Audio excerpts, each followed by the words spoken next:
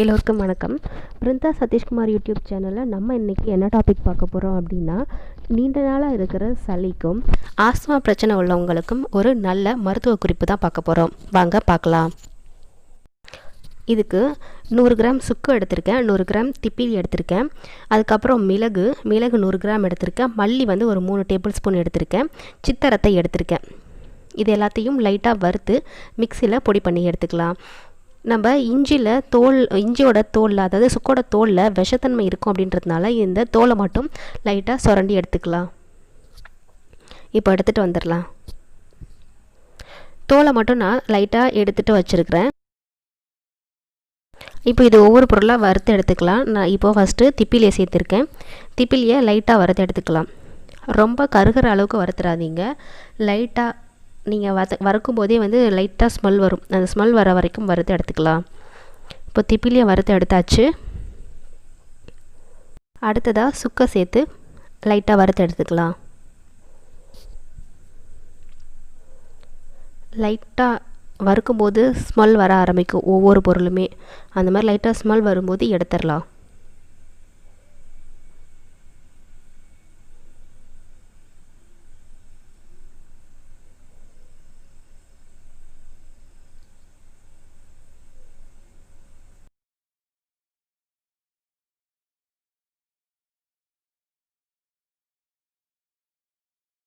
அடுத்ததாக நம்ம சித்தரத்தையை சேர்த்து வானிலையில் சேர்த்துருக்கோம். இதையும் லைட்டாக வறுத்து எடுத்துக்கலாம்.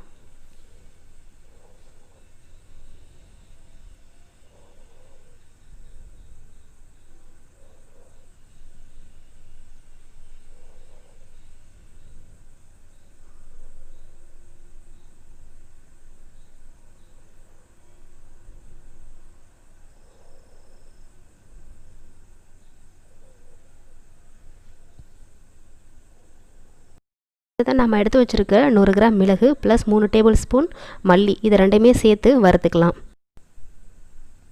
இது ரெண்டும் வறுக்கும் போதும் லைட்டாக பொரியும், கொஞ்சம் ஸ்மெல்லும் நல்லா வரும். அப்படி ஸ்மெல் வரும்போது நம்ம ஆஃப் பண்ணிடலாம். லைட்டாக வறுத்தா போதும்.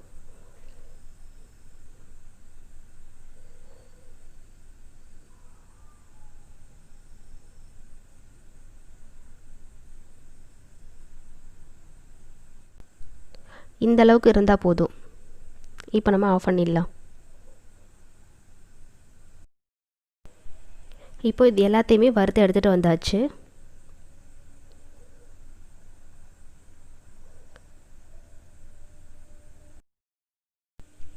இதில் நம்ம இந்த சுக்கு ப்ளஸ் சித்தரத்தை இது ரெண்டையுமே மிக்சியில் டைரெக்டாக போட்டு அரைச்சோம் அப்படின்னா மிக்சி போயிடும். அதனால் சுக்கு ப்ளஸ் சித்தரத்தை ரெண்டையுமே நம்ம நசுக்கிட்டு 1-2 மிக்சியில் போட்டு அரைச்சி எடுத்துக்கலாம்.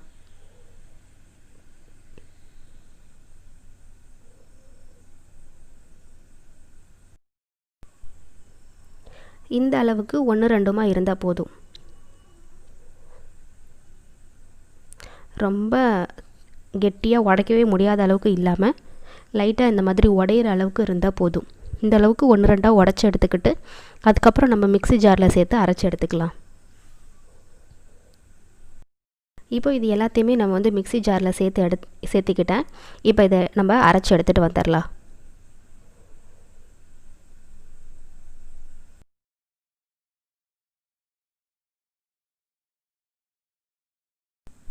இப்போது அரைச்சி எடுத்துகிட்டு வந்தாச்சு. இந்த அளவுக்கு நைஸாக அரைச்சி எடுத்துக்கோங்க. அப்போ தான் சாப்பிட்றதுக்கு நம்ம வாயில் படாமல் அப்படியே மாவு மாதிரி உள்ளே போயிடும். இப்போ அதை நம்ம எப்படி சாப்பிட்றது அப்படின்றத பற்றி பார்த்துடலாம். இதுக்கு நான் சுத்தமான தேன் எடுத்திருக்கேன். தேன் கூட தான் நம்ம கலந்து சாப்பிட போகிறோம்.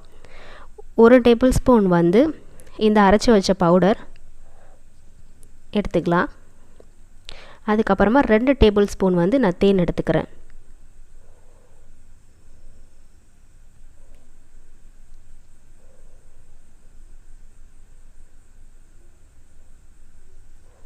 இது ரெண்டையும் நல்லா மிக்ஸ் பண்ணோம் அப்படின்னா இது ஒரு லேகியம் கன்சிஸ்டன்சிக்கு வந்துடும். இதை நம்ம டெய்லி ஒரு நாளைக்கு 2 வேளை சாப்பிட்டுட்டு வந்தோம் அப்படின்னா வீசிங் ப்ராப்ளம் உள்ளவங்களுக்கும் சரி, நாள்பட்ட சளி இருக்கவங்களுக்கும் சரி, அதாவது நெஞ்சு சளி ரொம்ப நாளாக நெஞ்சு சளி இருக்குதுன்னு சொல்லுவாங்க, அந்த மாதிரி இருக்கவங்களுக்கும் சீக்கிரமாகவே சரியாயிடும். இப்போ நல்லா ஒரு லேகியம் மாதிரி வந்துருச்சு. இது சாப்பிடும்போது சாப்பிட்ற ஸ்டார்டிங்கில் நல்லா இனிப்பாக இருக்கும். கொஞ்சம் கொஞ்சமாக வந்து அந்த மிளகு சுக்கோட காரத்தன்மை தெரியும். நம்ம நெஞ்சில் உள்ள சளி வந்து வேரோடு அறுத்துட்டு வரத்தை வந்து நீங்கள் நல்லாவே ஃபீல் பண்ண முடியும். ஒரு நாளைக்கு 2 வேளை, காலையில் ஒரு டைம், நைட்டு ஒரு டைம் சாப்பிடுங்க. ரொம்ப நல்ல ரிசல்ட் இருக்கும். இப்போ இதில் நம்ம சேர்த்திருக்க பொருளோட என்னென்ன பெனிஃபிட்ஸ் அப்படின்றத பற்றி பார்த்துடலாம். இப்போ இதில் நம்ம சேர்த்திருக்க மிளகு பார்த்திங்கன்னா வாதத்தை அடக்குறதுக்கும் நரம்பு மண்டலத்துக்கு புத்துணர்ச்சி தருவதாகவும் இருக்குது. ரத்தத்தை சுத்திகரிக்கிறதுக்கும் உடல் உஷ்ணத்தை தருவதாகவும் இருக்குது. அப்புறம் பசியின்மை, செரியாமை போன்ற குறைபாடுக்கு மிளகு வந்து ஒரு நல்ல மருந்தாக இருக்குது. திரிதோஷம்னு சொல்லப்படுற வாதம், பித்தம், கபம் தொடர்பான பிரச்சனைகளுக்கு திரிகடுகு, அதாவது சுக்கு, மிளகு, திப்பிலி சூரணத்தை தேனில் கலந்து சாப்பிட்டுட்டு வரும்போது அந்த பிரச்சனையிலேருந்து நம்ம விடுபடலாம். திருக்கடுகு சூரணம் வந்து சுவாசம் தொடர்பான பிரச்சனைகளுக்கும் ஜீரண பிரச்சனைகளுக்கும் வந்து ஒரு நல்ல மருந்தாக இருக்குது.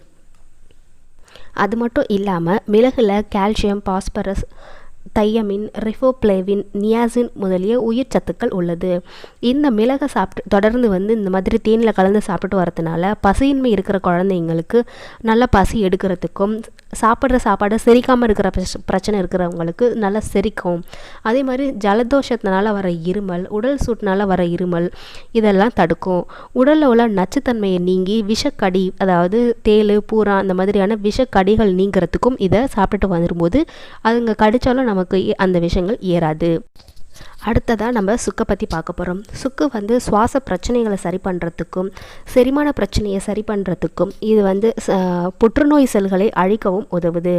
அதே மாதிரி வாந்தி, குமட்டல் இருக்கிறவங்க இந்த சுக்கு சாப்பிட்டுட்டு வரதுனால அதிலிருந்து விடுபடலாம். அதுக்கப்புறம் சுக்கு வந்து ஒரு வலி நிவாரணியாக வந்து யூஸ் ஆகுது. அது மாதவிடாய் காலத்தில் ஏற்படுற தசை பிடிப்பு, அதுக்கப்புறம் மைக்ரைன்னு சொல்லப்படுற ஒற்றை தலைவலிக்கும் இந்த சுக்கு சாப்பிட்றதுனால சரியாகும். இதயம் வந்து ஆரோக்கியமாக இருக்கிறதுக்கும் கொலஸ்ட்ரால் மற்றும் ரத்த அழுத்தத்தை சரி பண்ணுறதுக்கும் உதவுது. ஆர்த்ரட்டிஸ்னு சொல்லக்கூடிய மூட்டு வலிக்கு சுக்கு சாப்பிட்றதுனால ரொம்ப நல்ல நிவாரணியாக இருக்குது. அதே மாதிரி உடல் எடையை குறைக்கணும்னு நினைக்கிறவங்க இந்த லேகியத்தை தினமும் சாப்பிட்டு வரதுனால உடலில் உள்ள கெட்ட கொழுப்புகள் நீங்கி சீக்கிரமாகவே உடல் எடை குறையிறத நீங்கள் உணர முடியும். அடுத்ததாக நம்ம பார்க்க போகிறது திப்பிலி.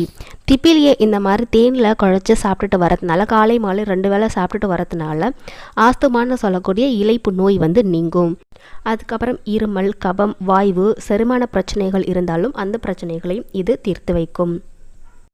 அதற்கப்புறம் நம்ம பார்க்க போகிறது சித்தரத்தை. இந்த சித்தரத்தை பொடியை தேனில் குழச்சி சாப்பிட்றது மூலமாக நாள்பட்ட சளி வந்து வேகமாக குறையும். வயதானவங்க காலை அல்லது 2 வேளையும் மிதமான சூட்டில் வெந்நீரில் கலந்து இந்த பொடியை வந்து சுடுதண்ணிலையும் கலந்து குடிக்கலாம். குழந்தைங்க இந்த மாதிரி கஷாயத்தை எடுத்துக்க மாட்டாங்க. அதனால் அவங்களுக்கு தேனில் கலந்து கொடுக்கறது மூலமாக இனிப்பு சுவை ஆரம்பத்தில் இது சாப்பிட்ற ஸ்டார்டிங்கில் இனிப்பு சுவையாக இருக்கும். அதனால் குழந்தைங்க வந்து நல்லா விரும்பி சாப்பிடுவாங்க. இந்த சித்தரத்தை வந்து உடலில் உள்ள ஜுரம் குறையிறதுக்கும் தொடர்ச்சியாக இருமல் இருந்தால் அந்த இருமல் குறையிறதுக்கும் சின்ன குழந்தைங்களுக்கு நோய் எதிர்ப்பு சக்தியை அதிகரிக்கிறதுக்கும் இந்த சித்தரத்தை உதவுது. மருத்துவம் குணம் மிக்க மல்லியில் விட்டமின் ஏ, விட்டமின் B1, இரும்புச்சத்து, கால்சியம், பாஸ்பரஸ், கார்போஹைட்ரேட், புரோட்டீன் போன்ற ஏராளமான சத்துக்கள் வந்து இந்த மல்லியில் நிறைஞ்சிருக்கு. மல்லியும் செரிமான பிரச்சனைகள், மாதவிடாய் காலத்தில் ஏற்படக்கூடிய பிரச்சனைகளுக்கு இந்த மல்லி வந்து ஒரு நல்ல தீர்வாக இருக்குது. இதை கர்ப்பகால பெண்கள் மட்டும், கர்ப்பத்தில் உள்ள பெண்கள் மட்டும் இந்த கலவையை சாப்பிட வேணாம். உங்கள் மருத்துவரோட ஆலோசனையோட சாப்பிடுங்க. அதே மாதிரி கர்ப்பத்துக்காக வெயிட் பண்ணிட்டு இருக்கவங்களும் இதை சாப்பிட வேணாம். இதில் உள்ள எல்லா பொருளுமே வந்து உடல் சூட்டை வந்து கொஞ்சம் அதிகம் இருக்கிறதுனால கர்ப்பத்துக்காக எதிர்நோக்கிட்டு இருக்க பெண்கள் வந்து இதை சாப்பிட்றதுனால உடம்பு சூட்டில் கருத்தரிக்கிறதுக்கு கொஞ்சம் கஷ்டம். அதனால் கர்ப்பிணிகளும் கருத்தரிக்கிறதுக்காக காத்துட்ருக்கவங்களும் வந்து இதை ட்ரை பண்ண வேணாம். இந்த பொடியை தேனில் குழச்சி சாப்பிடாத குழந்தைங்களுக்கும் சரி, இல்லை கஷாயமாக எடுத்துக்காத குழந்தைங்களுக்கும் சரி, இந்த மருந்தை எப்படி வந்து ஒரு சாப்பாடாக கொடுக்கலாம் அப்படின்னா, முட்டை சாப்பிட்ற குழந்தைங்களாக இருந்தாங்க அப்படின்னா முட்டையில் ஆம்லேட் மாதிரி போட்டுட்டு அதில் பெப்பருக்கு பதிலாக இந்த பொடியை தூவி கொடுத்தீங்க அப்படின்னா அவங்க சாப்பிட்றது மருந்து அப்படின்றது தெரியாமல் அவங்க சாப்பிடுவாங்க.